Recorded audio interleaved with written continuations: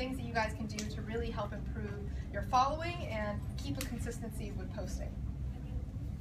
So me, I'm Victoria Ying. My handle everywhere is @VictoriaYing. That is my first piece of advice. Make sure that your handle is consistent over Twitter, over Tumblr, over all these things. Because if you have something that's Art of Mike Lee, and then another one is Mike Lee Sketch, and another one, it's very difficult for your followers to really make sure that they know that you're the same guy, especially if you have a pretty common name. So having it be consistent, even if it is Art of Mike Lee, make sure that it's Art of Mike Lee on Instagram, make sure it's Art of Mike Lee on Twitter. That way you can really just tell people, I'm @Art of Mike Lee. That way they know, and you don't have to tell them different handles for different media. So @Victoria Ying, that's me on Instagram, it's me on Twitter. Tumblr is victoriaying.tumblr, and my blogspot is also victoriaying.tumblr, or .blogspot. So again, just consistency is really a big deal. I use my name, I use my real name because I want people to know who I am, especially when I started out and I wanted to get attention from recruiters. I wanted them to know who I was in terms of my real full legal name.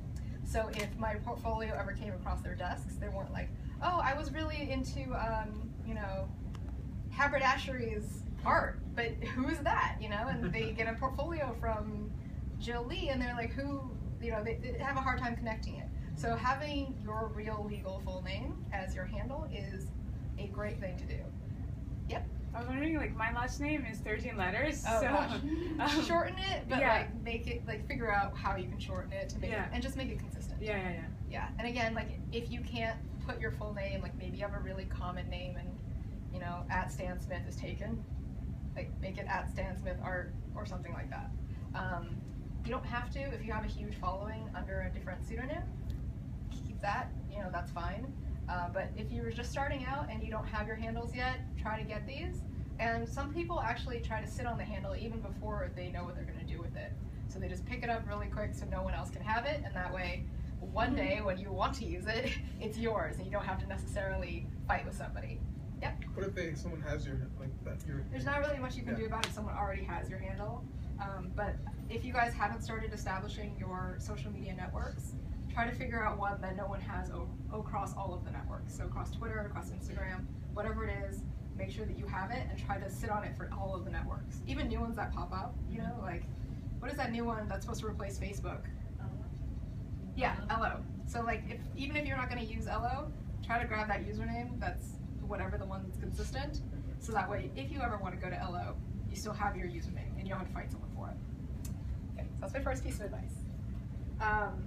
Yeah, so there's a lot of different social networks and a lot of ones that you guys can be using right now, and there's new ones popping up all the time. And it's really hard to know how to use them, which ones to use, and which ones are really useful for artists. So how many of you guys have Twitter? Almost everybody. How many of you guys have Instagram? Yeah, almost everybody. How about Vine? That's a little, not quite as many. But Vine is a great one too. I think it's really great for artists to kind of start using Vine because you can share tutorials, you can share how-tos. There's a lot of stuff that you can do with Vine that you can't quite, well now Instagram you can't do videos, but Vine is kind of another one that if you don't have it yet, it could be great to just kind of grab onto it at that moment. So why should artists use social media? A lot of you guys are into trying to find a job, a position, or maybe you're trying to find fans or buyers. Instagram and social media in general is a great way to expose your art to more people. Having a Facebook, having all that stuff is a really good way to just get exposure, to really have everyone see your artwork and to constantly be out there. Yep. You suggest for Facebook creating an artist page? We're going to talk about that. Okay. Yes.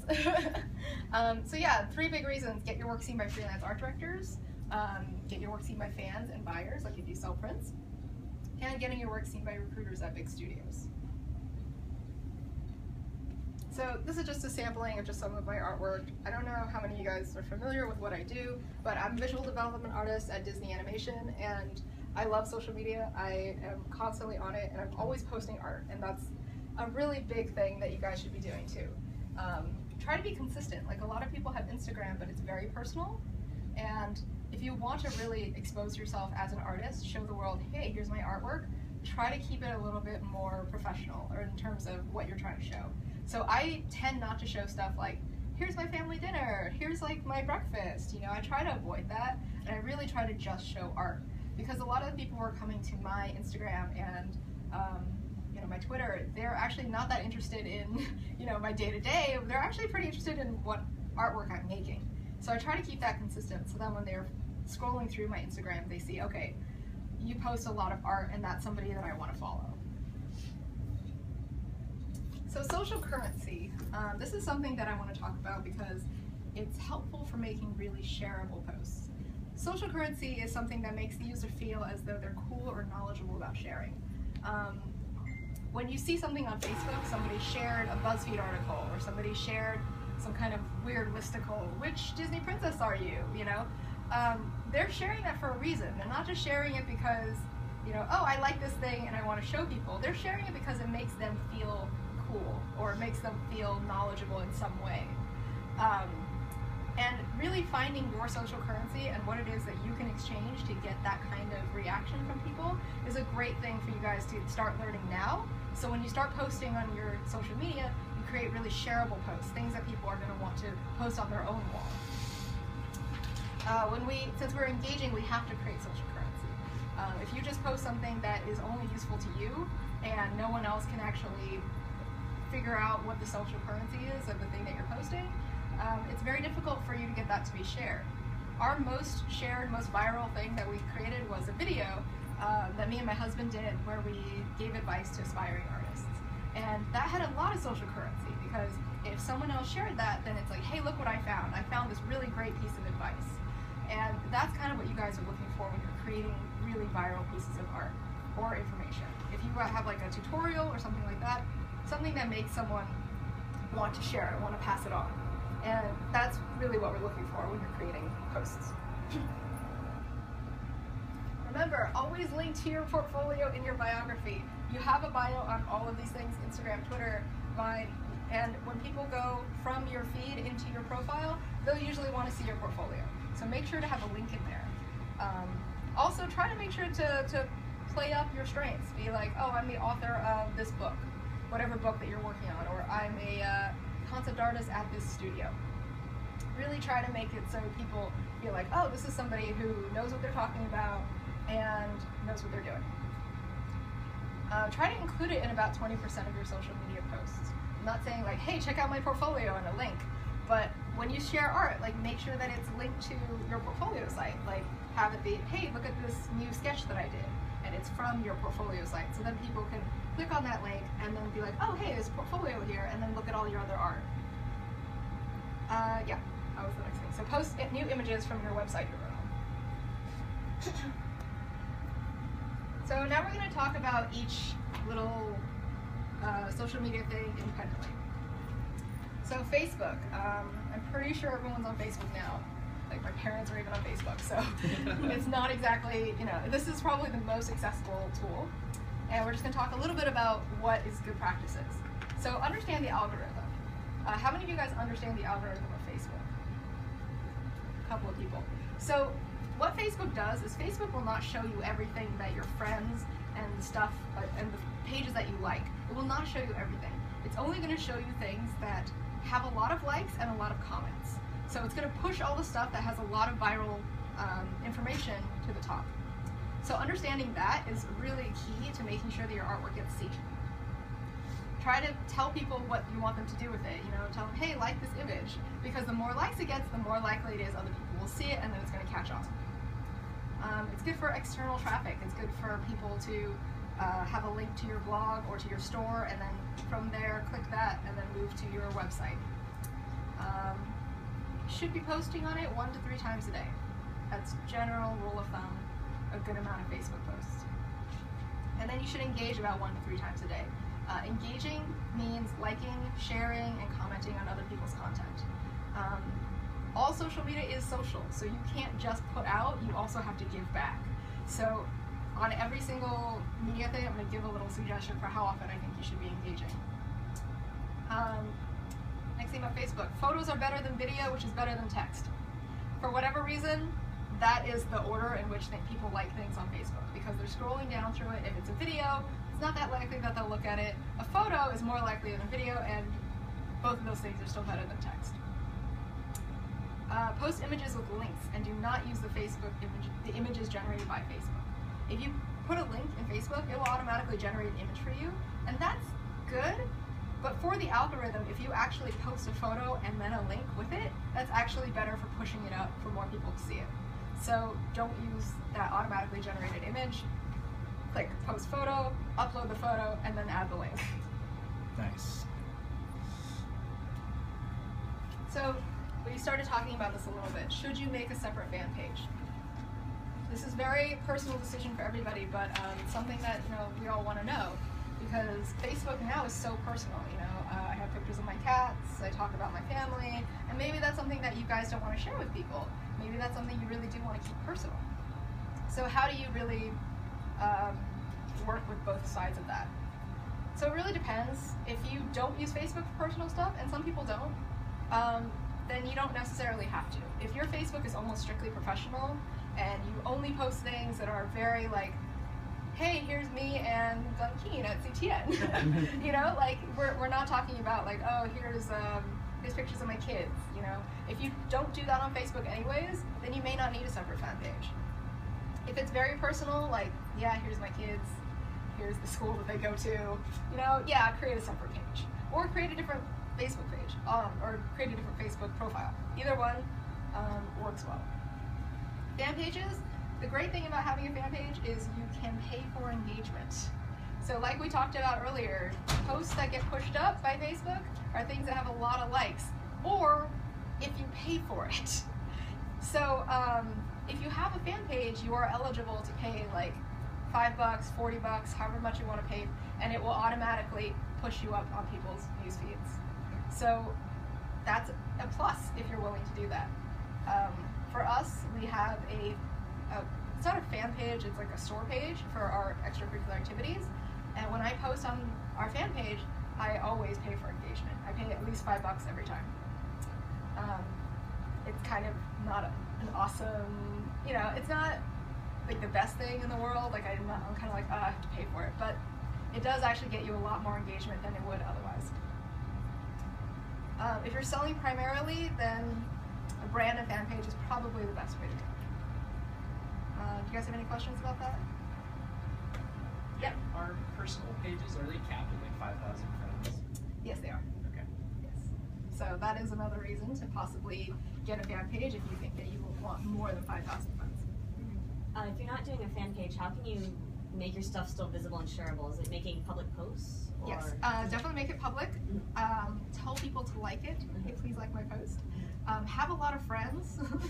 It's true, like if you add a lot of people on Facebook, that means that they're interested in you for some reason. If they want to engage with you, they want to be part of your network. And because of that, if they see your post, they're more likely to like it. I wondered that for a long time because I had a very private Facebook page, and I would post art and I'd get like 100 likes, which isn't bad, but then like my friends would get like 1,000 likes. And I was like, what are they doing differently? And I realized it's because she just adds everybody on Facebook. So that's a really great way to cheat the algorithm. Because these are people who want to engage with you. So if you post artwork and you're friends with them, then they'll see it and then they'll like it and then it'll get pushed up. Yep. How do you feel about the cover page? Like, would you post, you wouldn't change or update that on a daily basis, yeah. But how to best utilize the cover page updates? It really depends on what you're doing, like what your goals are. If you're trying to sell something like, hey, here's a new product, then I would change that, like with the seasons. If it's more like, hey, here's my best piece of portfolio work, then you could change that like every 3 months or so, however often you feel like that's necessary. Yeah. Yep. How do you manage the amount of posts that you do during the day? So we'll talk a little bit about that, but I like to use something called Hootsuite. Hoot like an owl, S-U-I-T-E. It's a free web-based program, and you can schedule posts that way. Nice. So it's very, very useful, and I highly recommend it. Yep. Yeah, but I want to talk about the content. That you The content, okay. Yeah, because you're gonna put like 3 illustrations every day. It will like overflow the other people, like, and they will be like, well, I like this person, but please like to make post of this guy. Well, it's possible, but also again the algorithm is going to make it so it's, even if you post 3 times, it's not going to be, they're not going to each come up unless they're really viral posts. So again, you could do 1 time a day. So yeah. Okay, so Twitter. Make your tweets retweetable. Whatever it is that you say, if it's something that has social currency, then people will be willing to retweet it. If you get retweets, then you'll definitely get more followers because whoever retweeted you has different followers than you do. So it's a great way to kind of continue to get more exposure and get more followers. Post 2 to 3 times a day, and then engage 2 to 3 times a day. In terms of hashtags, this is something that we're going to go a little bit more in depth into, but for Twitter, I recommend 2 to 3 hashtags, not more. Twitter is also great for creating conversations. My biggest, most viral posts are always like, hey, what do people like to listen to while you're working? And a lot of times I'm looking for recommendations, but things like that, things where people get to share what they're into and really get to talk to you, that's a really great way to start a conversation and to feel really engaged with your Twitter followers. And I mentioned Hootsuite a minute ago, it's also up here. Hootsuite is great because it uses Twitter, Facebook, can connect to Instagram, but you can't post from it. And a bunch of other social media networks, so you can schedule and have all of your social media in just one spot. So Pinterest, this is one I don't know how many of you guys are using as a social media tool, but I think it's really great for artists because it's very visual, and that's what we do, we make images. And there's a lot of people on it, and you can pin and do a bunch of different stuff.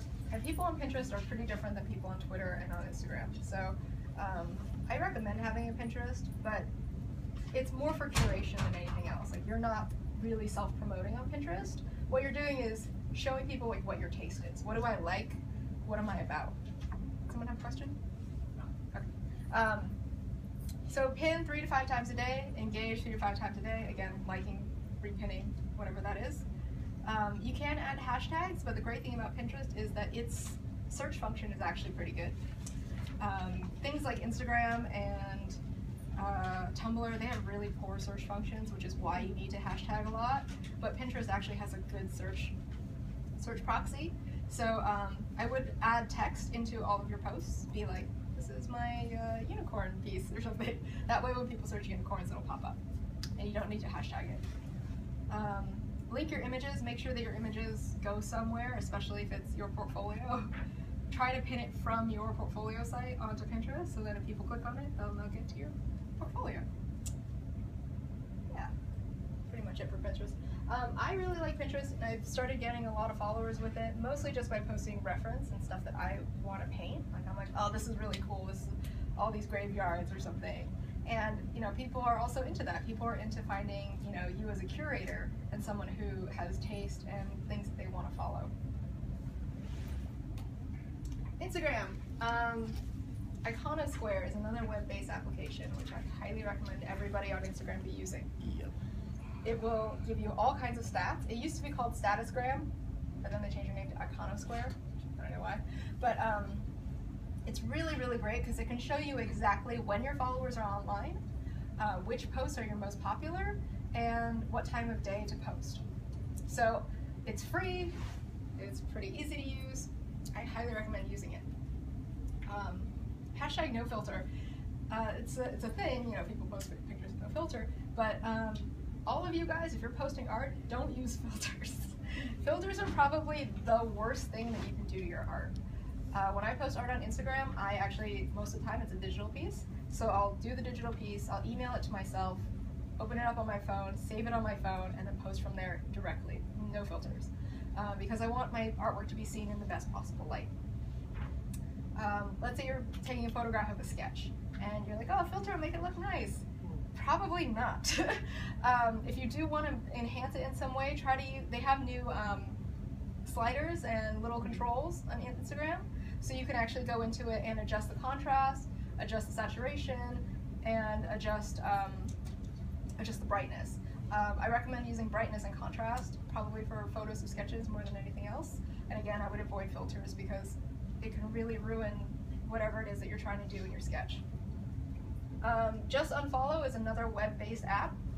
It's great for getting followers. I don't use it, I haven't used it in a while, but when I first started out on Instagram, it's a good way to kind of find people who are interested in the same stuff you are, and then it'll automatically follow them. And then if they don't follow you back within a certain amount of time, it'll automatically unfollow them. Wow. So that's actually the secret to getting followers in the beginning. You know, you're sitting there and you're posting pictures and no one knows you're doing it. So programs like Just Unfollow are a great way to kind of get the ball rolling. You could do this for Twitter, and actually Twitter, they might have changed their API, so you might not be able to do it anymore, because I think that they're trying to cut down on that. But if you can find the apps that still do it, Just Unfollow is great for Instagram to do that with. Tag and hashtag. Instagram, you need to tag and hashtag like crazy. The general rule for Instagram is actually 11 hashtags. That sounds crazy, and it kind of is, but we'll talk a little bit more about that in a bit. Try to keep your text down to 80 characters or less, and remember that content is real time. So the reason why it's good to know when your followers are online is because if they're not online, it's just going to disappear. Like, they're not going to see it in their feed because their feed keeps getting refreshed by new stuff that's popping into it. So make sure to know when your followers are online, and posting frequently is good because of the real-time issue. Tumblr, recommended post 1 to 3 times a day. It depends on how you guys want to use your Tumblr. For me, I actually don't tumble, or I don't reblog other people's stuff. I try to keep it very much like my own blog. But it's a good thing for you guys if you want to really use it as a network to start reblogging, and really curating your own page and curating the stuff that you like and that you're reblogging. Again, engage 1 to 3 times a day. Hashtags, but no more than 8. Tumblr, I think it has something where it stops reading them at 8.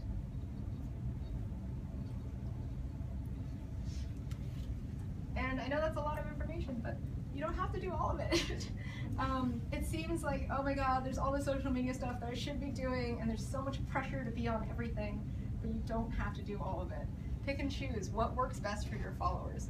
Who do you really want to reach, and what do you want them to do? If you want them to buy from your store, that's completely different than you trying to get exposure for your portfolio. So try to keep those two things in mind when you're picking social media networks. Which ones do you automatically use? Are you on Facebook all the time? Are you on Tumblr all the time? That means you probably understand those people better than you would other new people. So think about that when you're trying to decide, okay, which networks am I going to use? Have 1 or 2 that are really strong. You don't have to be really strong on Pinterest, Instagram, Tumblr, Twitter, everything. You could have all of them, but really make 1 or 2 your focus, because that way you'll have a really strong, curated view of those few networks. And whatever you do, post frequently to whatever one it is.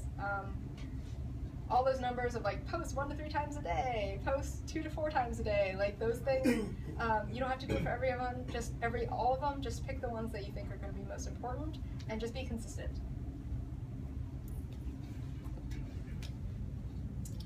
General tips. Remember to deliver value. Again, social currency. What do people want from you? What are people most interested in that you're doing? If you do like these really great graphite pencil sketches, maybe you can do a post that's like, here's my supplies, here's what I use to make my graphite pencil sketches.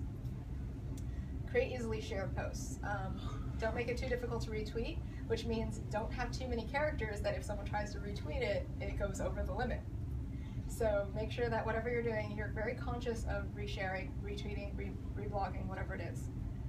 And original content is best. The thing about Pinterest and Tumblr is that it's not so much about original content, it's about really being social and really creating a network. But for you guys, posting your original content, the stuff that you make that no one else can have, is going to give you social currency, because no one else can give what you give. Daily tactics. Write your post for the week in advance.